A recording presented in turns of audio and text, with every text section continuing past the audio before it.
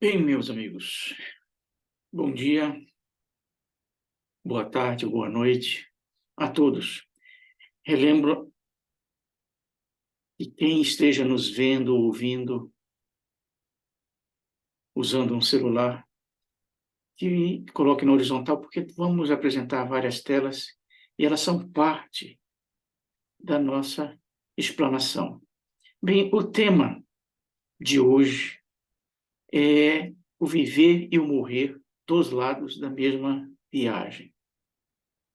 Como em todos os demais temas que nós já apresentamos, todos eles têm um motivo, um porquê, de onde que saiu a ideia de fazermos.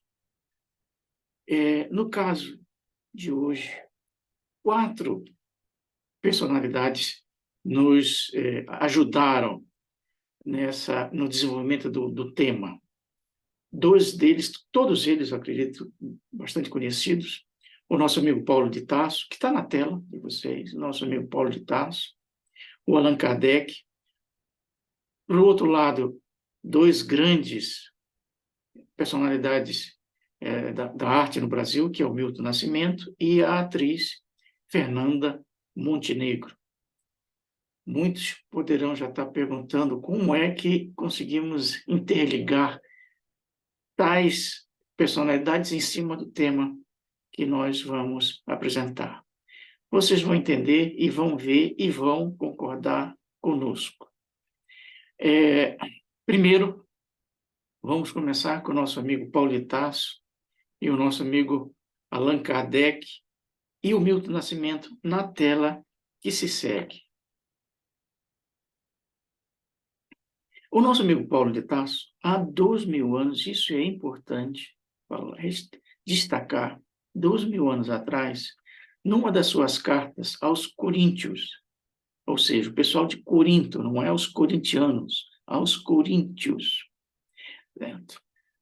Nos disse o seguinte: se a nossa esperança se resumisse apenas a esta vida, seríamos os mais infelizes de todos os homens. Se eu não dissesse que essa frase foi dita pelo Paulo de Tarso há 2.000 anos, vocês poderiam dizer, é uma frase espírita. Ele está dizendo que não tem sentido, não teria sentido a vida, a esperança, certo? Se a vida se restringisse apenas a esta existência. Ou ele estava absolutamente certo, e nós sabemos que ele estava absolutamente certo, mas muitas vezes as pessoas entendem, e a maioria delas, que, na realidade, ele estava referindo-se à imortalidade. Ou seja, ele estava dizendo, a vida não se restringe apenas à vida material, a esta vida, mas nós temos uma vida espiritual, o que também é verdade.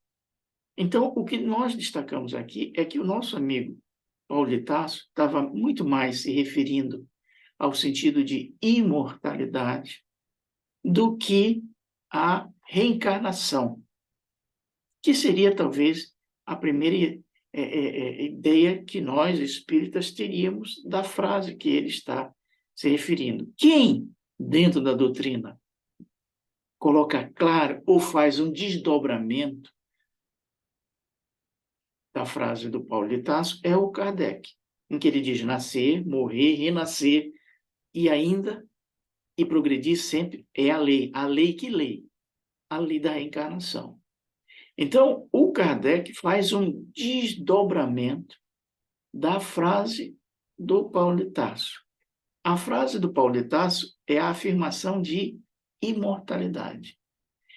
A frase do Kardec desdobra as nossas vidas na eternidade. Muito bem. Por último, vocês podem ver na tela, nós temos um trecho final de uma música composta pelo nosso amigo Milton Nascimento, que é em que ele diz, assim, chegar e partir são só 2 lados da mesma viagem. É a vida. Chegadas e partidas. Que chegadas? A reencarne. E partidas? O desencarne. Que chegadas? Via nascimento. Que partidas? Via o túmulo. Ele está dizendo que esses dois aspectos formam uma mesma viagem. São os dois lados de uma mesma moeda. Muito bem, são esses três grandes elementos que vão marcar o nosso trabalho. Está faltando um, da nossa amiga Fernanda Montenegro, que nós falamos mais à frente. Eu queria aproveitar e ver, em particular, melhor a questão da música do Milton Nascimento. Às vezes a gente lê ou ouve uma canção e não vê o desdobramento, a profundidade que ela oferece. Se não vejamos, o nosso amigo Milton Nascimento diz: mande notícias do mundo de lá. Todos os dias é um vai e vem. Tem gente que chega para ficar, tem gente que vai para nunca mais. Tem gente que vem e quer voltar. Tem gente que vai e quer ficar. Tem gente que veio só olhar, tem gente a sorrir e a chorar. E assim, chegar e partir são só dois lados da mesma viagem. Muitos de nós, ou a grande maioria, certo? Vê a beleza poética da música do nosso amigo. Mas possamos ver mais do que. Mande notícias do mundo de lá. Que mundo de lá? O mundo espiritual. O mundo de lá. Porque o mundo que nós estamos é o mundo de cá. Ele pede notícias do mundo de lá. Tem gente que chega para ficar, reencarnando. Tem gente que vai para nunca mais, desencarnando. Tem gente que vem e quer voltar. Ou seja, vai ter, e nós sabemos disso, tem muitos espíritos que vêm, mas não gostaria de vir. Ele quer voltar para o mundo de lá, para o mundo espiritual. E tem gente que vai desencarnar e quer ficar. É o que nós observamos todos os dias, as pessoas próximas do desencarnado morrer e ele quer ficar. Tem gente que só veio olhar, ou seja, tem gente que reencarnou e não fez nada, só veio olhar. Tem gente a sorrir e a chorar, que são as duas faces dos resgates, das alegrias, dos sofrimentos da vida. São dois lados da mesma viagem. Então, é uma outra interpretação, visão de uma canção que nós estamos cansados de ouvir e muitas vezes não percebemos ou não desdobramos o lado espiritual da questão. É isso que nós vamos fazer hoje com a ajuda do Kardec, do Paulo e da nossa amiga Fernanda Montenegro. Vocês estão vendo? Na figura tem a capa de um livro, que é este livro aqui. Quem tem medo da morte? É um livro de 2000, do nosso amigo Richard Simonetti, em que ele faz exatamente, desdobra uma questão principal. Quem tem medo da morte? Você, eu, uma grande maioria. Né? E ele faz em formas de perguntas e respostas. Em muitos casos, em outros são mensagens, e exatamente, né? No final do livro, ele, em certa vez, ele fez uma palestra no interior aqui de São Paulo. No final da palestra veio uma moça e disse: a sua palestra está ótima, certo? Você destacou perfeitamente aquilo que está no livro, certo? Os aspectos de por que as pessoas têm medo, porque não devem ter medo, certo? Da morte. E ela diz: um ótimo livro, mas eu diria para você que após ouvir a sua palestra, eu não estou com medo, eu estou apavorada de morrer. Ele coloca isso no último capítulo do livro, destacando exatamente essa questão de muitas vezes nós termos medo da morte, não pelo desconhecido, mas porque muitas vezes passamos a conhecer o outro lado da viagem, o lado para onde vamos. Por que estamos falando isso?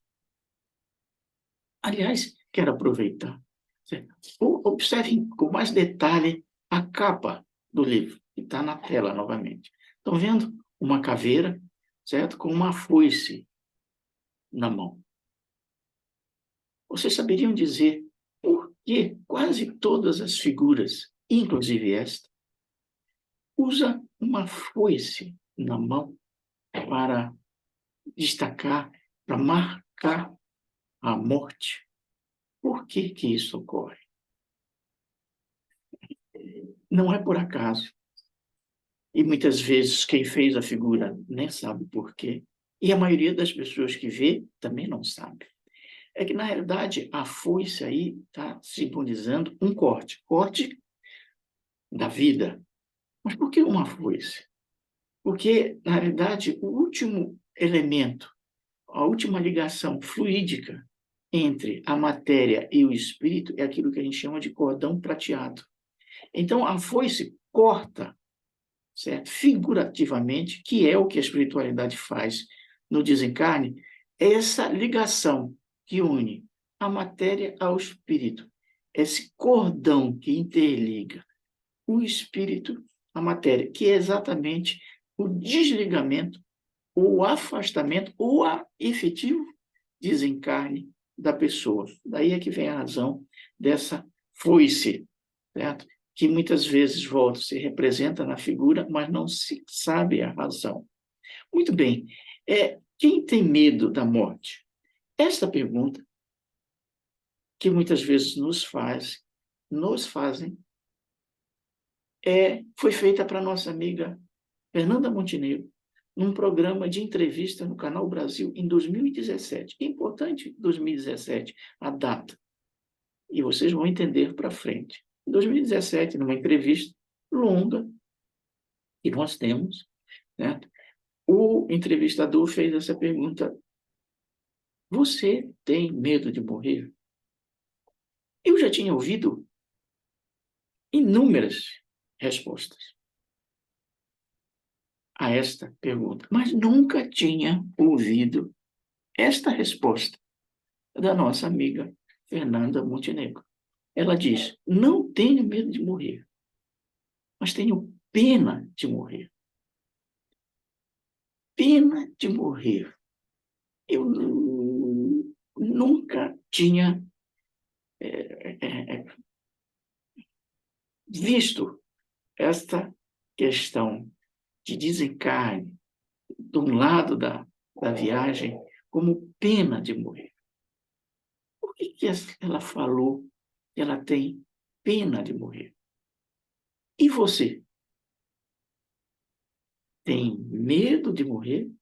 Pena de morrer? Ou pavor de morrer?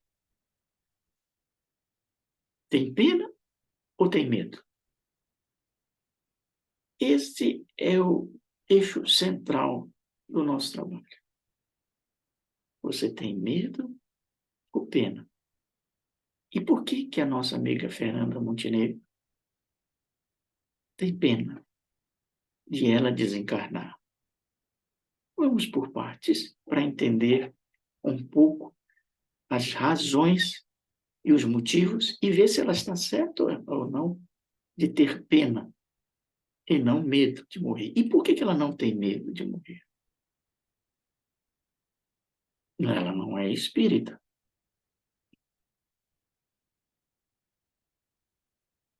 O que é a morte para você? Essa é uma outra pergunta. Difícil, nem sempre simples de ser respondida. Fizemos essa pergunta para 3 pessoas. O nosso amigo Fernando Pessoa, que é um escritor famoso português. Depois fizemos essa mesma pergunta para o nosso amigo Caibar Schutel, que é um espírita escritor também. E, por último, fizemos para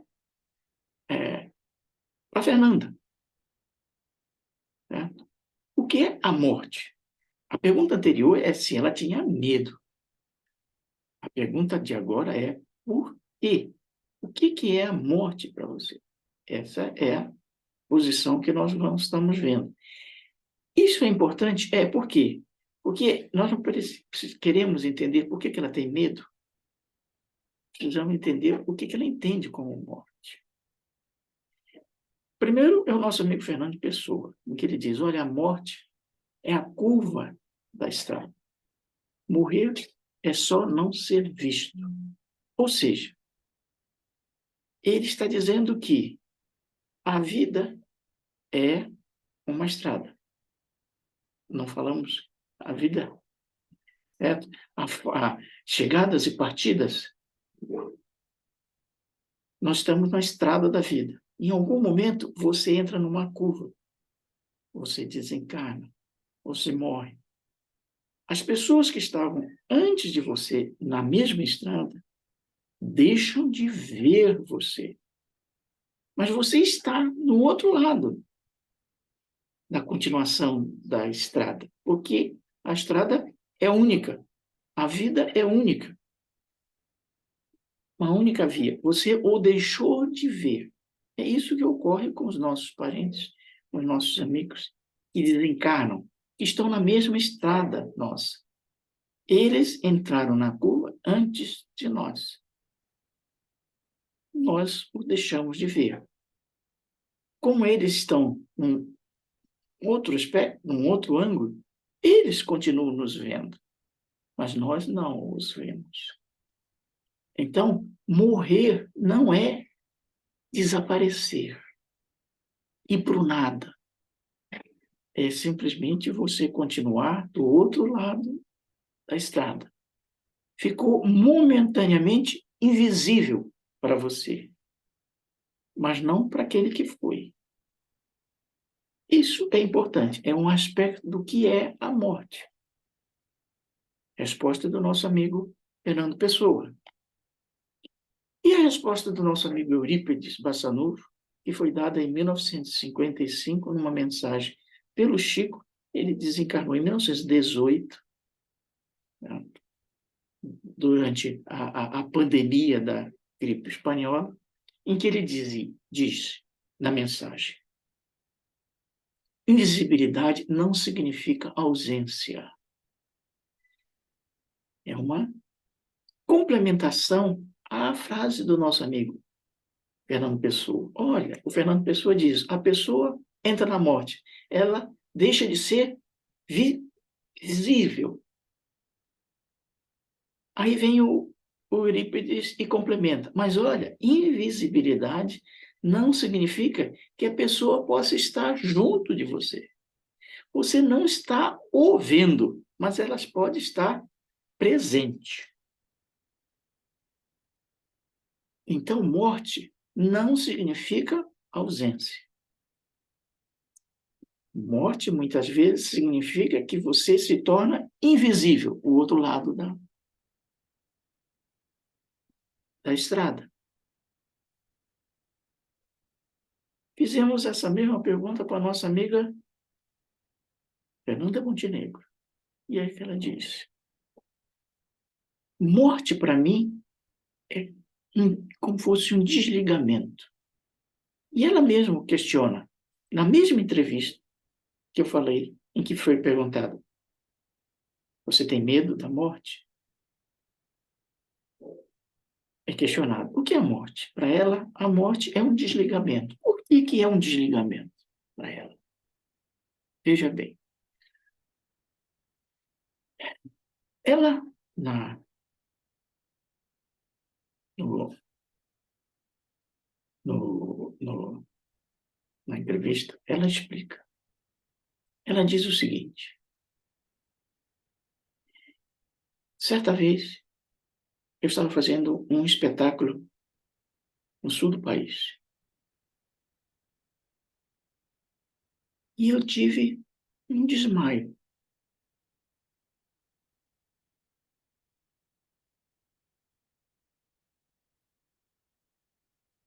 Quando eu acordei, eu senti uma paz absoluta. As pessoas estavam rodando, era um alvoroço, o que aconteceu, como é que é, certo? E eu estava sentindo uma paz absoluta. Mas havia um hiato. Eu não me lembrava nada do passado e nem o que estava acontecendo no presente.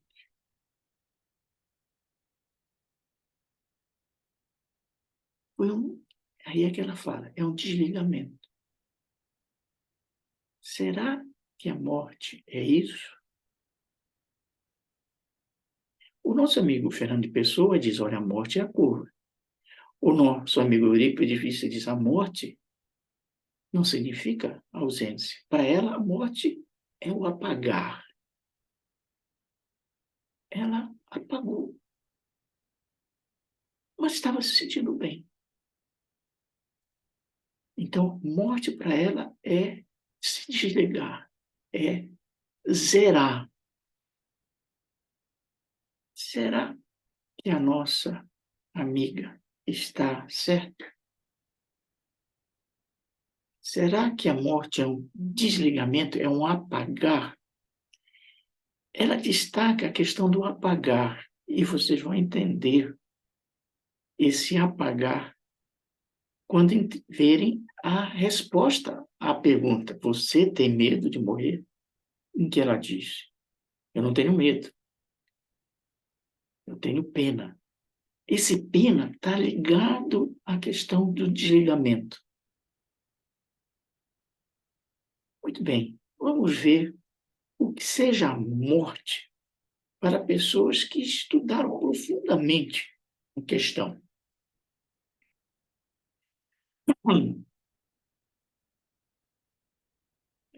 O nosso amigo Evaldo de Assunção é considerado dentro do Brasil, talvez é um médico, o maior especialista no estudo da morte.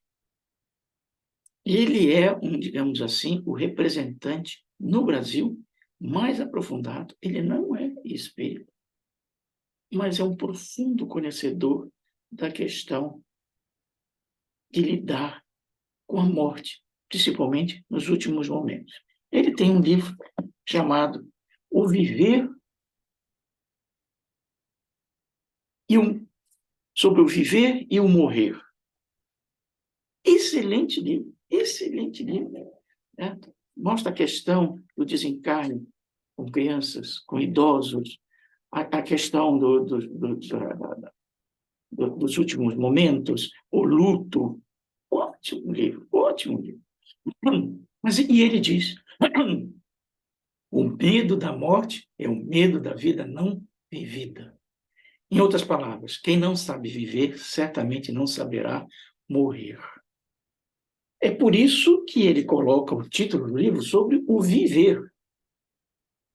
Não é sobre o morrer, é sobre o viver, porque ele está dizendo. E as pessoas que têm medo da morte, elas não têm medo, na realidade, do desconhecido. Elas têm medo do conhecido. Que conhecido? Da vida delas. E por saber isso, é que elas têm medo, porque não conseguiram viver adequadamente, com equilíbrio, com dinamismo, de forma positiva, desdobrando, construindo, edificando. Agora, muitos poderiam perguntar, mas essa é uma visão de um médico. Muito bem. Peguemos um outro médico, dessa vez espírita, um dos maiores estudiosos da doutrina espírita dentro do Brasil, que é o nosso amigo Jorge Andréa, já desencarnado e que viveu no Rio de Janeiro, em que ele diz, como um complemento na realidade. Veja bem, são duas afirmativas de dois médicos, um não conhece o outro, e um diz, o medo da morte é o medo da vida não vivida. E o outro complementa, não ter medo de viver para não ter medo de morrer. Não ter medo de viver para não ter medo de morrer.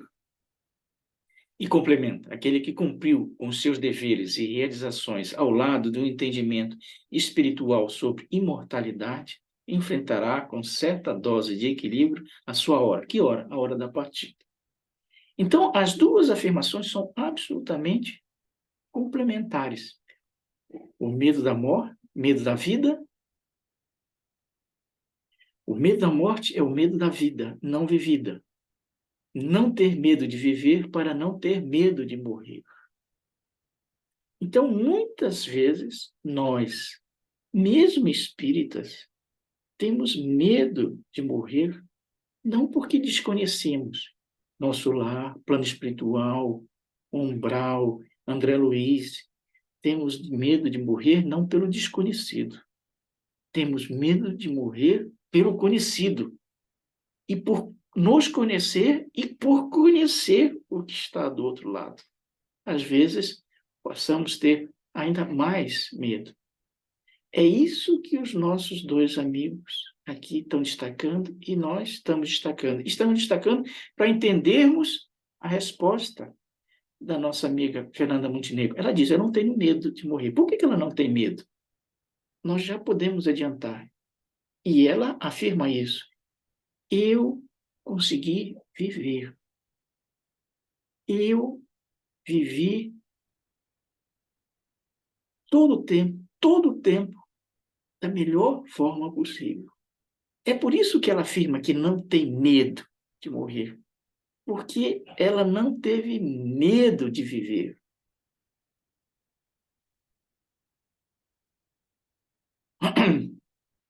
Como podemos sintetizar isso?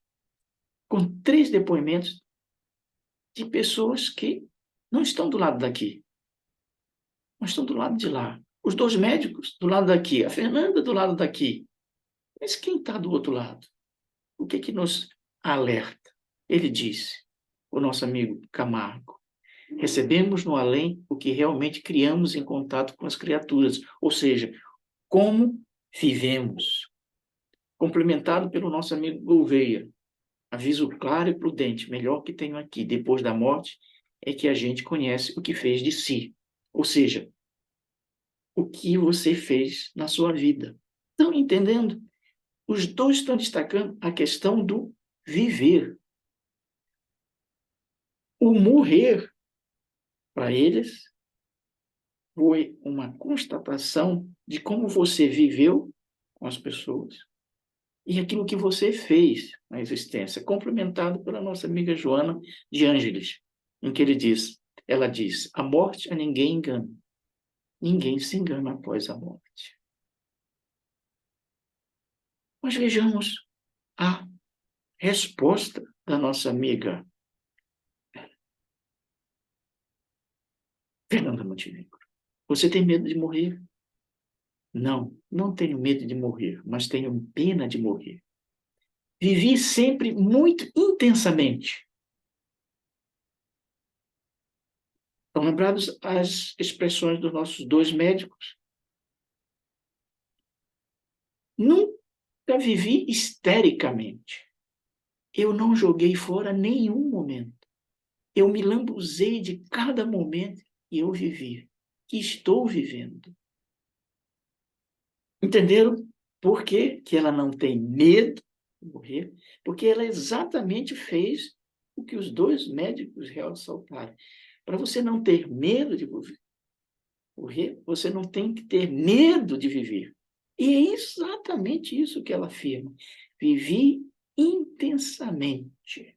Cada momento. Não desperdicei nenhum deles. Aí, isso ela deu a entrevista em 2017. Em 2021, ela foi novamente entrevistada por um jornal da Espanha, que nós temos a entrevista, que na realidade vem complementar o porquê que ela não tem medo e porquê que ela tem pena de morrer. E que está ligado com a questão do desligamento, do apagar. Ela diz, sentirei saudades, gostaria de levar comigo a minha memória. Porque tudo já é meio uma despedida para mim. Uma hora acaba. Não tem jeito. Veja bem, ela tem pena de morrer porque ela imagina que quando ela morrer, quando ela desencarnar, ela vai apagar. Estão lembrados quando ela teve o desligamento, ela não se lembrava de nada do passado e nem do presente. E isso que levou a ela a ter essa pena. Ela imagina que quando ela desencarnar, ela vai apagar. Ela não vai levar com ela todas as memórias daquilo que ela viveu e ela viveu intensamente. Por isso, ela tem pena. É uma visão parcial. Sabemos nós, dentro da doutrina, que isso não ocorre. Quando nós desencarnamos, nós levamos todas as nossas memórias da última existência. E, na realidade, dentro do nosso espírito tem todas as memórias de todas as outras existências que, momentaneamente, às vezes, nós não nos lembramos.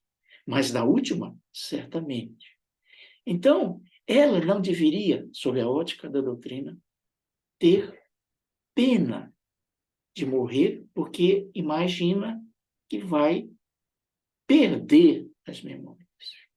Nós não perdemos as memórias, nem desta última, nem das outras existências.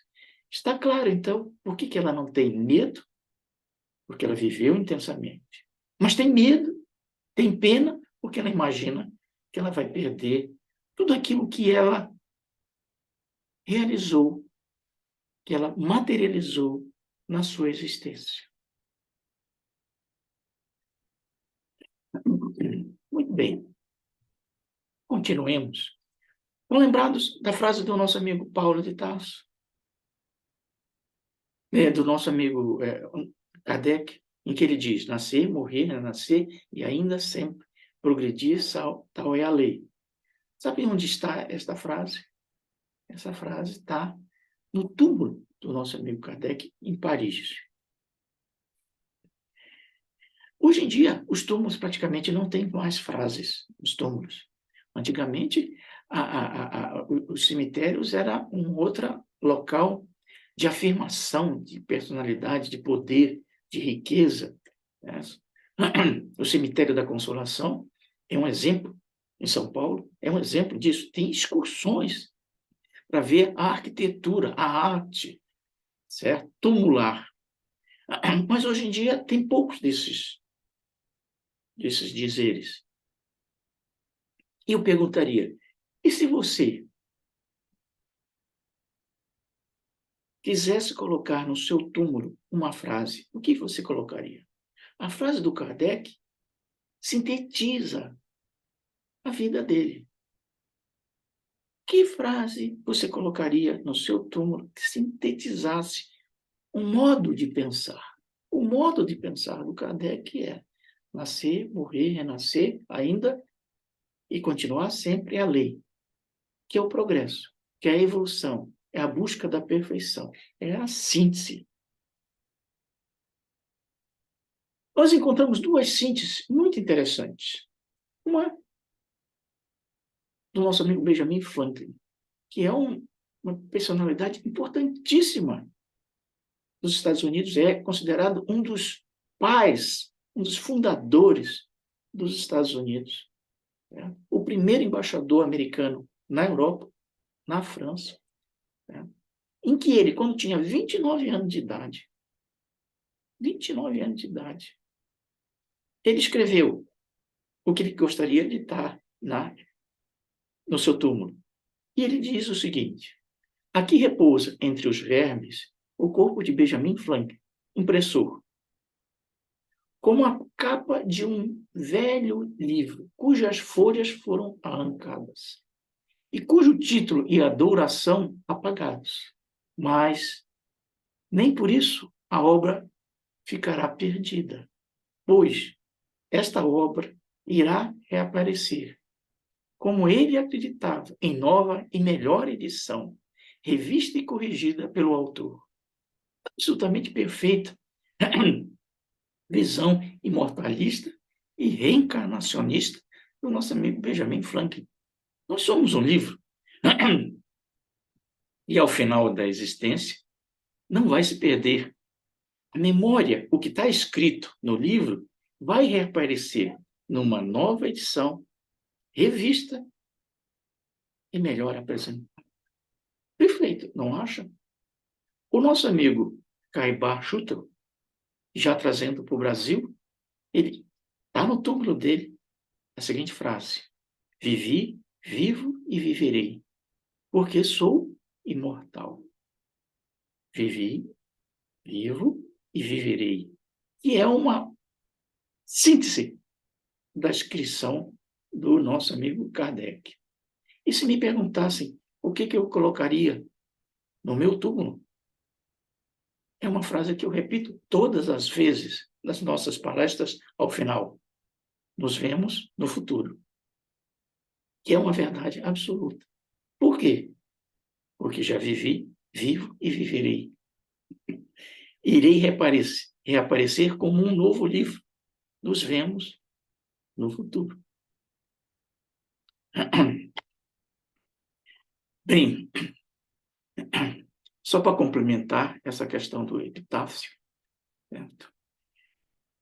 O grupo Titãs tem uma música, um álbum chamado Epitáfio. E tem a ver com o que nós falamos aqui? Sim. Novamente, é questão de você ver, ouvir uma canção e não perceber a profundidade. Ele diz: devia ter amado mais, ter chorado mais, ter visto o sol nascer, devia ter arriscado mais. Queria ter aceitado as pessoas como elas são. Cada um sabe a alegria e a dor que traz no coração. Queria ter aceitado a vida como ela é. A cada um cabe alegrias e a tristeza que vier. O que isso tem a ver com com o que nós falamos, dos dois médicos, da Fernanda? Devia ter amado mais, ou seja, ter vivido mais intensamente. E foi o que a Fernanda falou, que os médicos falaram. Devia ter visto o sol nascer, ter arriscado mais, ter realizado mais. Iria ter compreendido, vivido. Então, lembrar da frase: vamos encontrar do outro lado, é como convivemos. Queria ter aceitado melhor as pessoas. Queria ter vivido as alegrias e ter visto isso de forma melhor. Esta é o epitáfio dos grupos titãs, que pode ser o nosso. Devia ter amado mais. Iria ter aceitado mais.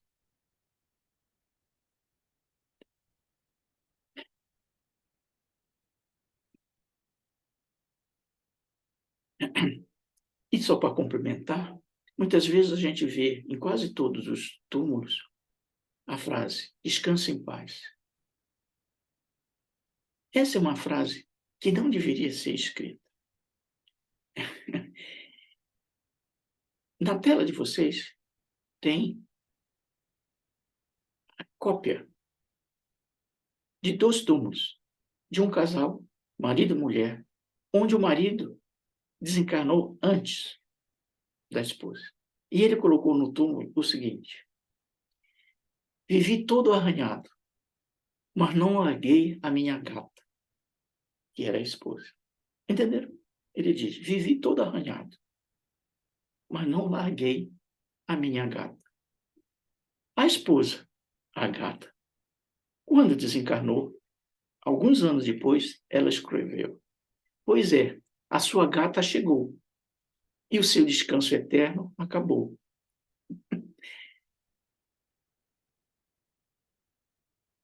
Será que nós vamos ter um descanso eterno quando partimos para o outro lado?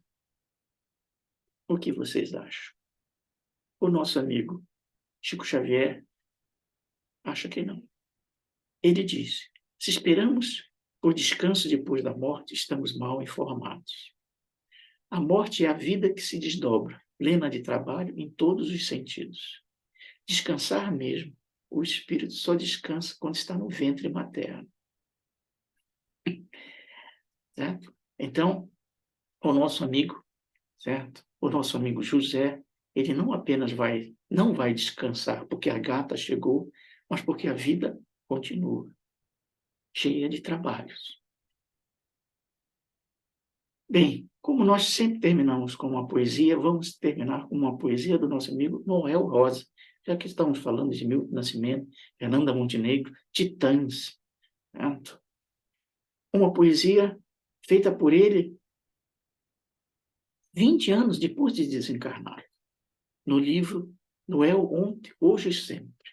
Ele disse: choraram a minha morte. Tive flores, tive vela, tive até fita amarela, com afetiva inscrição.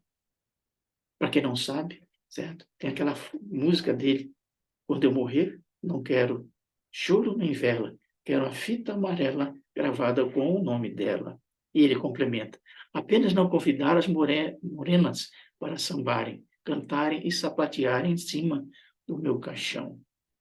Quem disse que eu morri não conhece a eternidade, pois quem tem vida não morre quando conhece a verdade.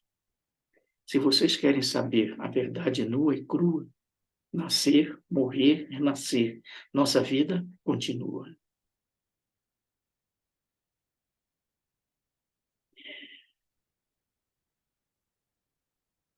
E para completar, o nosso amigo Noel Rosa, a nossa amiga Elis Regina, alguns meses depois de desencarnar, em 82, ela nos manda a seguinte poesia: eu fiz da existência um canto, que o mundo sempre alegrou. Poesia em minha vida foi luz e me iluminou. Eu sempre pensei que a morte fosse na vida um troféu para os que sofrem sem queixo e a quem Deus reserva o céu. Quero a palavra no canto como estrela ou como flor, que seja a luz nos caminhos dos companheiros da dor. Meus amigos, tudo é divino e maravilhoso. É preciso estar atento e forte. Não temos tempo de temer a morte. Pela voz da Gal Coste, dentro das palavras do nosso amigo Caetano Veloso. É preciso estar atento e forte. Não temos tempo de temer a morte. Precisamos viver. Se eu viver intensamente, como a nossa amiga Fernanda Montenegro, não vamos ter medo da morte. Recomendo 2 livros para vocês. Um, já falei sobre o viver e o morrer do nosso amigo Evaldo, e o outro do nosso amigo Simonetti, que é um complemento daquele que nós apresentamos, que é a morte, o que nos espera. Um excelente livro que veio depois do que nós apresentamos. Recapitulamos para aprender, recomeçamos para crescer. Esse é a síntese do nosso trabalho de hoje. Recapitulamos para aprender, recomeçamos para crescer. Nos vemos no futuro. Aquele abraço a todos. E como dizia o nosso amigo Confúcio, um grande amigo chinês, aprende o bem viver e bem saberás morrer. Dito isso, há 1.500 anos atrás, muito antes do Kardec, e muito antes da doutrina, muito antes da Fernanda Montenegro, muito antes dos Titãs, muito antes do Milton Nascimento. Aprende o bem viver e bem saberás morrer. Um grande abraço a todos.